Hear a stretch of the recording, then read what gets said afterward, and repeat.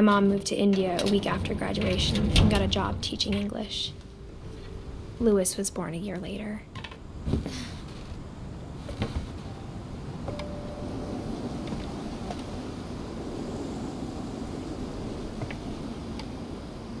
When my dad died, I don't think Mom knew where else to go. I'm sure Edie was happy to have her back. The house had to get a little bigger, but Edie was used to that. And for a while, things were good, almost normal, but it didn't last. The beginning of the end was Milton's 10th birthday, when Edie gave him a castle.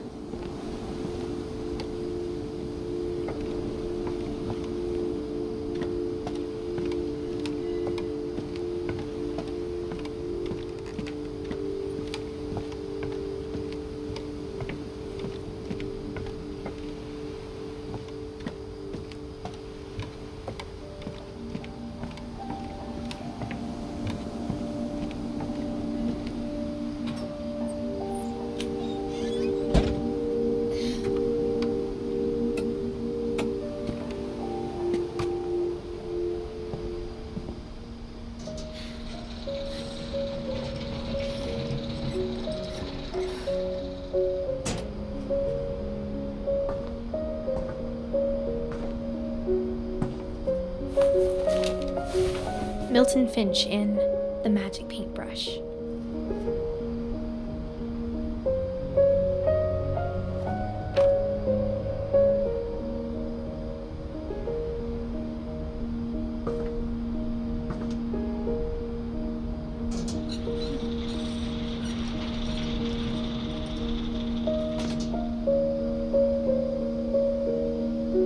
I think Edie was happy to finally have another painter in the family.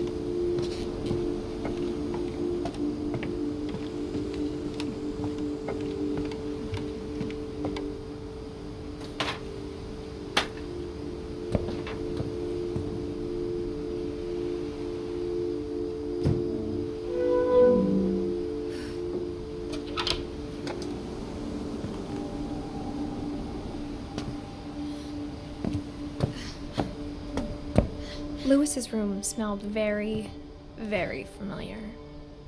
That part of him lived on. Lewis and I spent a lot of time playing games together, but he was surprisingly bad at them. He died a lot.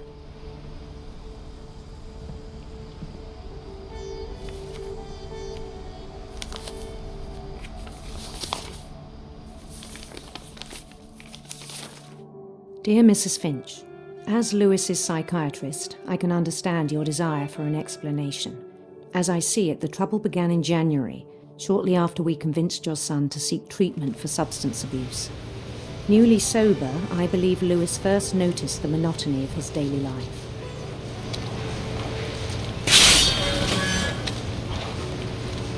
He kept working at the cannery, but he withdrew part of himself. In our sessions, I saw the same behavior. His mind began to wander.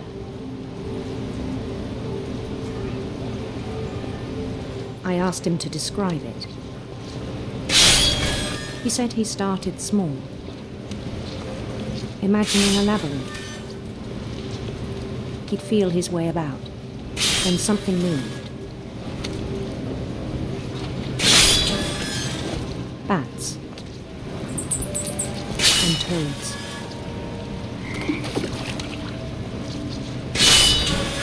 And things that have not names. He knew it was all in his head. But he took it very seriously. I had hoped he'd find himself.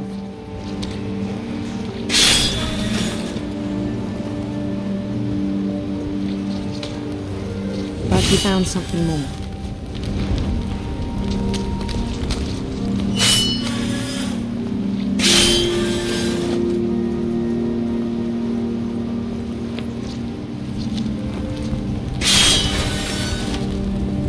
I worried about him then. Daydreaming at the cannery, I spoke with his boss. But he said Lewis had become a model employee. Methodical, tireless, focused. Like a whole new Lewis. So I let him go on.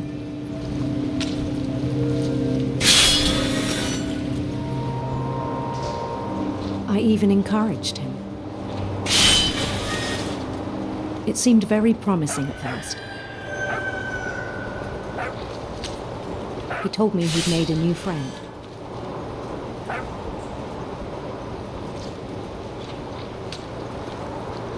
On the edge of a city he named Lewis-topia. He built the city up slowly, brick by brick. Then he made musicians.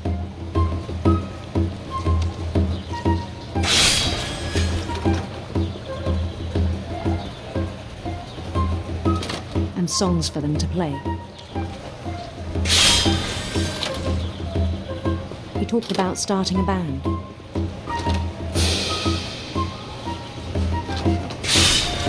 And he was always humming something.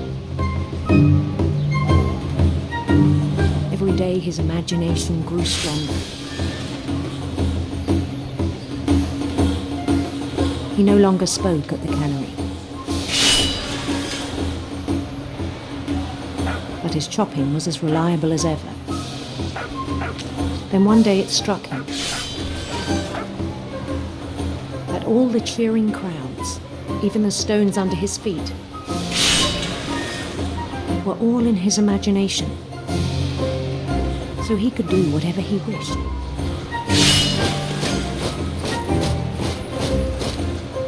He held an election for mayor. And he won. They begged him to stay, but his mind was already wandering. It became a game for him.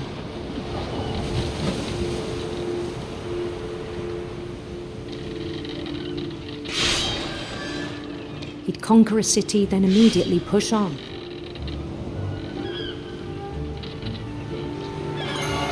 New Louisville.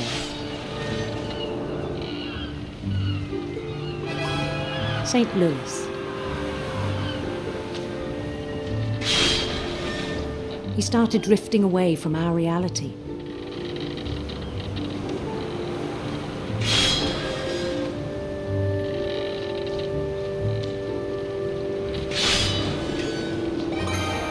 Minneapolis, until one day he forgot to go home from the cannery.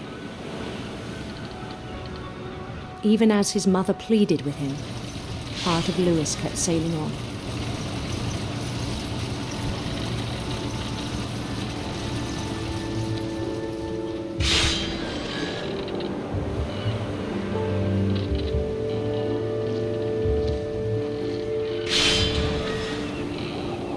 In Louisburg, he heard rumors of a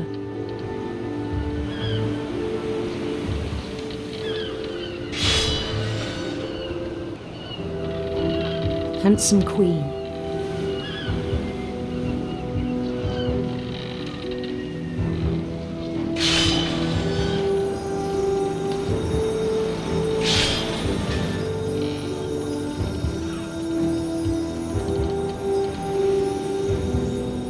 The queen was on her own quest for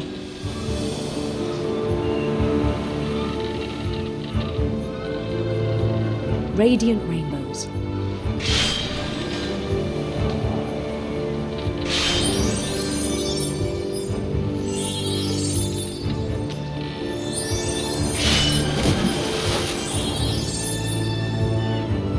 He followed the sound of her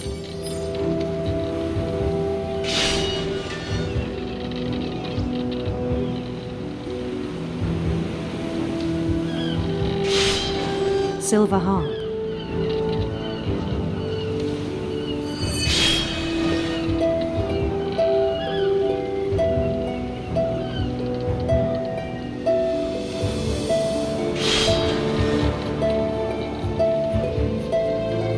His chase led him to a golden palace east of the sun and west of the moon. Even then, his logic remained sound.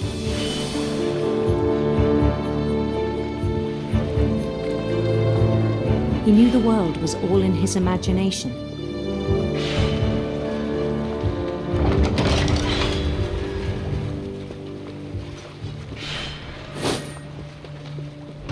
But he was so proud of having created it. In his own eyes, he'd become something greater than a king.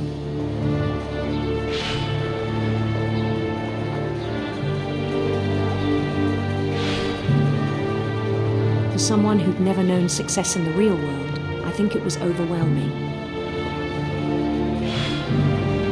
And then it struck him that the real Louis was not the one chopping salmon, but the one climbing the steps of a golden palace.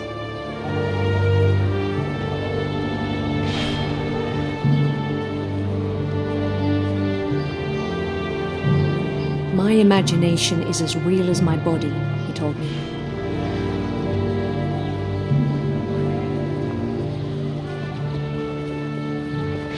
It was hard to argue with him.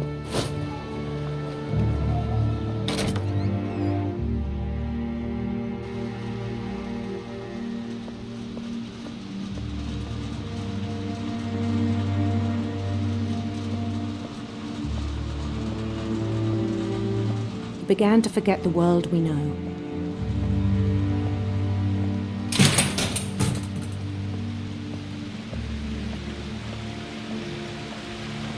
I think it pained him to remember Louis, the cannery worker.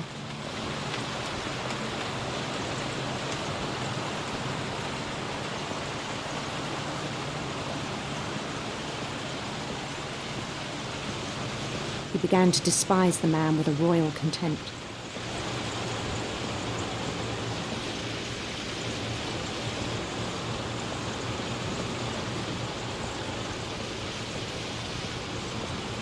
I still thought I could save him. Even after he said he was being crowned king over all the lands of wonder. The palace would be packed with his companions.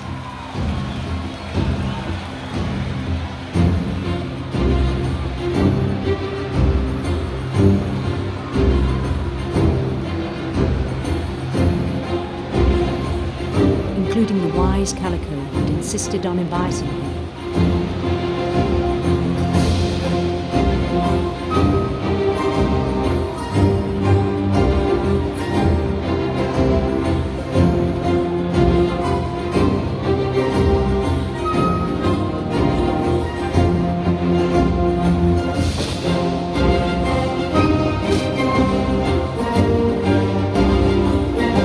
His queen waited, holding his crown.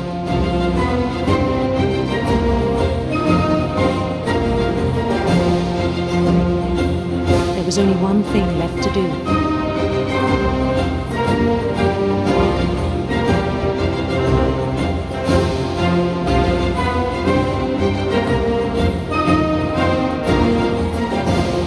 Bend down his head.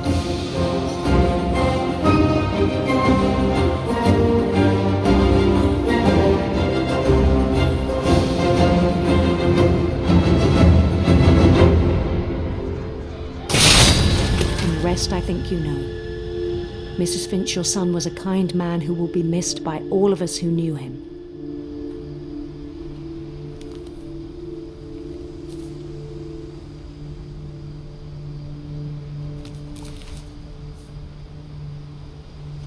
My brother was really cool. I wish you could have met him.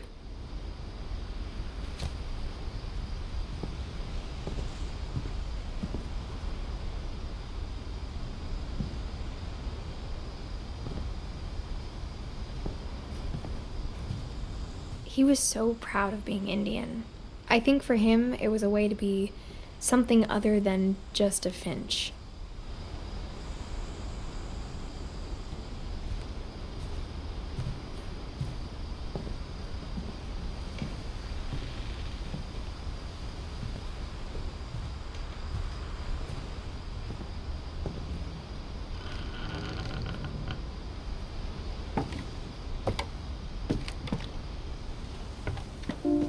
On the way back from Lewis's funeral, my mom told me to start packing.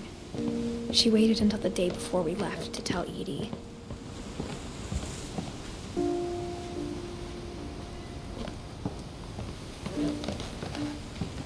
I'm not sure if she wanted to make it easier or harder.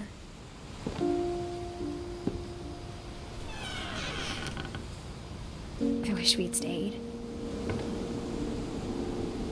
But I understand why we left.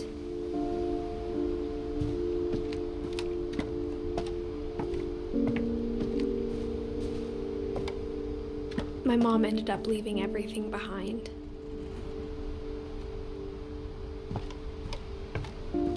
What happened that night had been coming for a long time. Maybe it should have come sooner.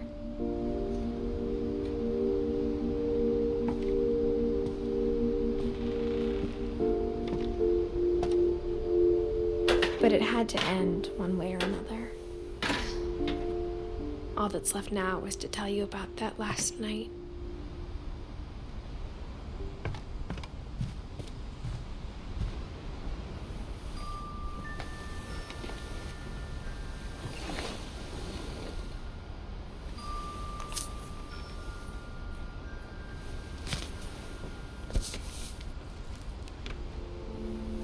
That whole last day, Edie just watched us pack and didn't say a word. Until supper, when she raised her glass and said, "To our final night together, and all our final nights apart." Grandma, you know what I said about alcohol. Some of your medications are very Edith, specific. I left a present for you in the hallway. Why don't you go open it? The grown-ups have to argue now. I'm sorry, you're right. We're all leaving tomorrow. Let's just enjoy our last... I'm not leaving. Edith, you're excused.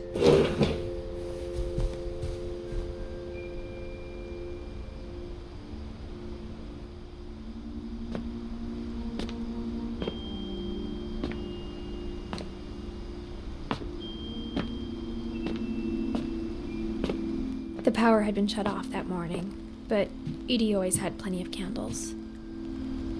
When my mom sealed the library, I don't think she knew about the other entrance.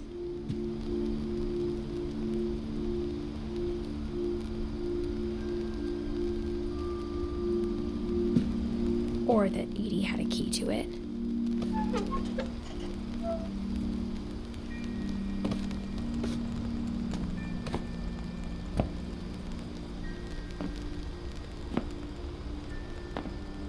That thing you're afraid of isn't going to end when you leave the house. Edith has a right to know these stories. My children are dead because of your stories. I think it's best if Edith and I leave tonight. We'll have the nursing home send a van for you in the morning, okay?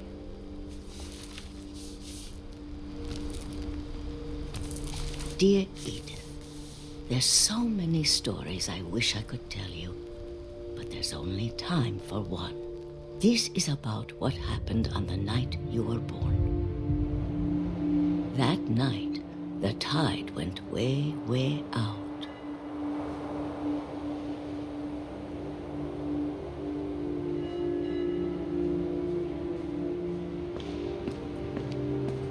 It was the first and last time I ever saw the old house aground. There'd been an earthquake out in the middle of the ocean. They called it the lowest tide in 1,000 years. God, it smelled awful. You know, I've seen that house every day of my life.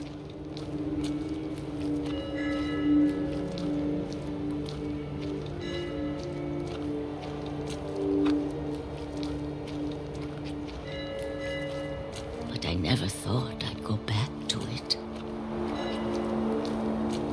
When the fog rolled in, I lost my way.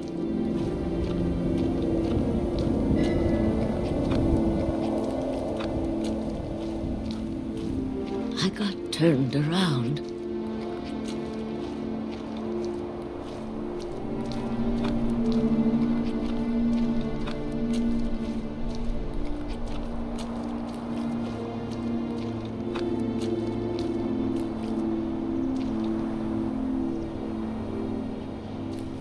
For a while, I wandered.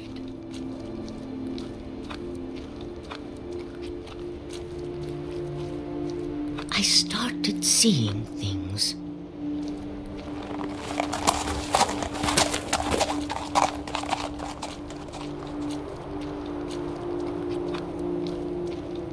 Things I'd forgotten had ever existed.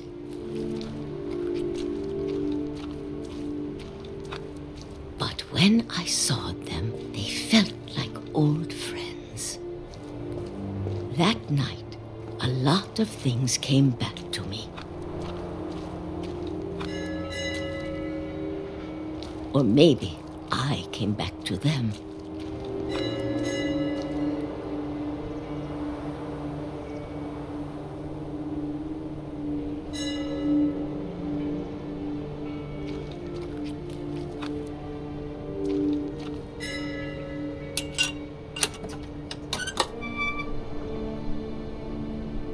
Things I can't explain, but that I need you to try and... Edith, what are you doing in here? It's mine! Edith! Mom, you're gonna rip it! Let go! I kicked and screamed, but Mom dragged me to the car.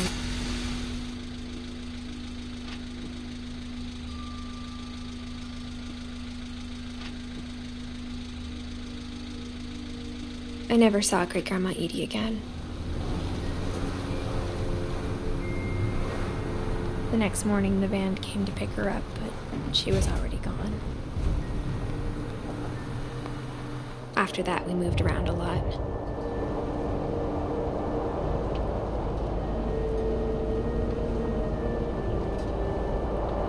We both tried to make the best of it.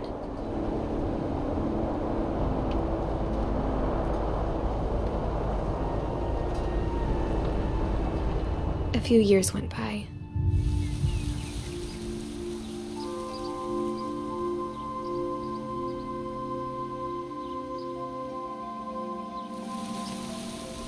My mom didn't like to talk about it,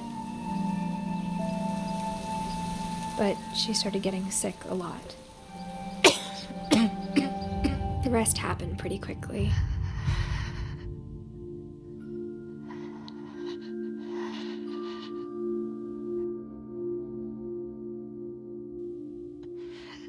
She got better for a while, and then she didn't. And then I was alone. The last Finch left alive.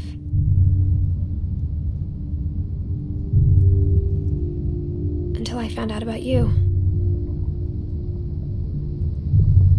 I'm still not sure what to tell you about all this. If we lived forever, maybe we'd have time to understand things. But as it is, I think the best we can do is try to open our eyes and appreciate how strange and brief all of this is. This journal was supposed to be for you. But now I hope you'll never see it. I just want to meet you and tell you all these stories myself. But I guess if you're reading this now, things didn't work out that way.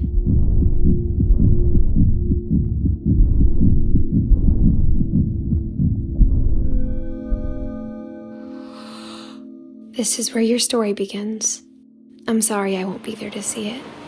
It's a lot to ask, but I don't want you to be sad that I'm gone. I want you to be amazed that any of us ever had a chance to be here at all. Good luck.